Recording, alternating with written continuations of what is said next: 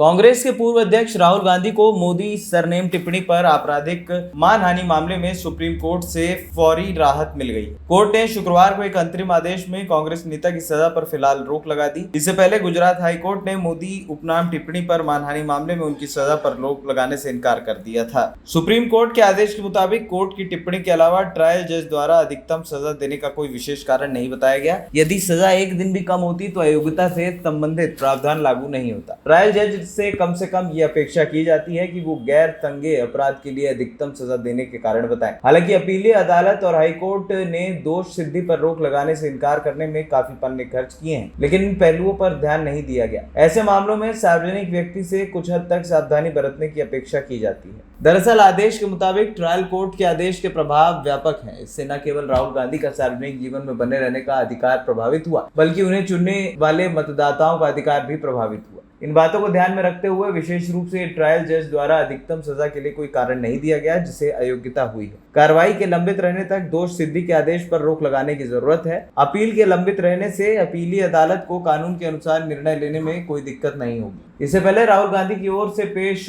वरिष्ठ वकील अभिषेक मनु सिंघवी ने बड़ी बहस शुरू की। सुप्रीम कोर्ट ने सिंघवी से कहा कि उन्हें सजा पर रोक के लिए आज एक असाधारण मामला बनाना होगा। राहुल गांधी की ओर से पेश वरिष्ठ वकील अभिषेक मनु सिंघवी ने कहा कि शिकायतकर्ता पूर्णेश मोदी का मूल उपनाम मोदी नहीं है और उन्होंने बाद में उपनाम अपनाया। राहुल ने अपने भाषण के दौरान जिन लोगों का नाम लिया था उनमें से एक ने भी मुकदमा नहीं किया। ये 13 करोड़ लोगों का एक छोटा सा समुदाय है और इसमें कोई एक रूपता या समानता नहीं। सिंघवी ने कहा कि समुदाय में केवल वही लोग पीड़ित हैं जो भाजपा के पदाधिकारी हैं और मुकदमा कर रहे हैं। वरिष्ठ वकील अभिषेक मनु सिंघवी ने कहा कि जज इसे नैतिक अधमता से जुड़ा गंभीर अपराध मानते हैं। ये गैर संज्ञेय और जमानती अपराध है। मामले में कोई अपहरण, बलात्कार या हत्या की नहीं गई है। यह नैतिक अधमता से जुड़ा अपराध कैसे बन सकता है? उन्होंने आगे कहा कि लोकतंत्र में हम असहमति रखते हैं। राहुल गांधी कोई कट्टर अपराधी नहीं है। राहुल गांधी पहले ही संसद के 2 सत्रों से दूर रह चुके हैं। मोदी सरनेम टिप्पणी मामले में शिकायतकर्ता पूर्णेश मोदी की ओर से पेश वकील महेश जेठमलानी ने तर्क दिया कि पूरा भाषण 50 मिनट से अधिक समय का था और भारत के चुनाव आयोग के रिकॉर्ड में भाषण के ढेर सारे सबूत और क्लिपिंग संलग्न है। जेठमलानी का कहना है कि राहुल गांधी ने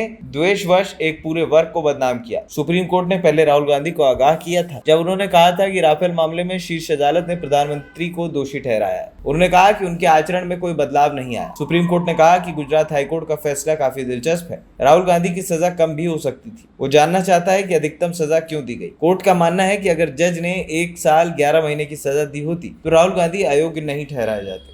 इससे पहले सुप्रीम कोर्ट ने राहुल गांधी की याचिका पर गुजरात के पूर्व मंत्री पूर्णेश मोदी को नोटिस जारी किया था। कोर्ट ने कहा था कि इस स्तर पर सीमित प्रश्न यह है कि क्या दोष सिद्धि निलंबित किए जाने योग्य है। पूर्णेश मोदी और राहुल गांधी ने कोर्ट के समक्ष अपने अपने जवाब दाखिल कर दिए थे। 2019 लोकसभा चुनाव के दौरान कर्नाटक के कोलार की एक रैली में राहुल गांधी ने कहा था कि ऐसे सभी चोरों का उपनाम मोदी है। इसी को लेकर भाजपा विधायक और गुजरात के पूर्व मंत्री पूर्णेश मोदी ने राहुल गांधी के खिलाफ मानहानि का मामला दर्ज कराया था। राहुल के खिलाफ आईपीसी की धारा 499 और 500 के तहत मामला दर्ज किया गया था। 23 मार्च को निचली अदालत ने राहुल को दोषी ठहराते हुए 2 साल की सजा सुनाई थी। इसके अगले ही दिन राहुल की लोकसभा सदस्यता चली गई थी। राहुल की अपना सरकारी घर भी खाली करना पड़ा था। निचली अदालत के इस फैसले के खिलाफ 2 अप्रैल को राहुल ने हाई कोर्ट में याचिका दायर की थी। जस्टिस पृच्छक ने मई में राहुल गांधी की याचिका पर सुनवाई करते हुए उन्हें अंतरिम राहत देने से इनकार कर दिया था। इसके बाद 7 जुलाई को कोर्ट ने इस मामले में फैसला सुनाया और राहुल की याचिका खारिज कर दी थी। दरअसल गुजरात हाईकोर्ट ने राहुल की याचिका खारिज करते हुए कहा था कि राजनीति में शुचिता अब समय की मांग है। जनप्रतिनिधियों को साफ छवि का होना चाहिए।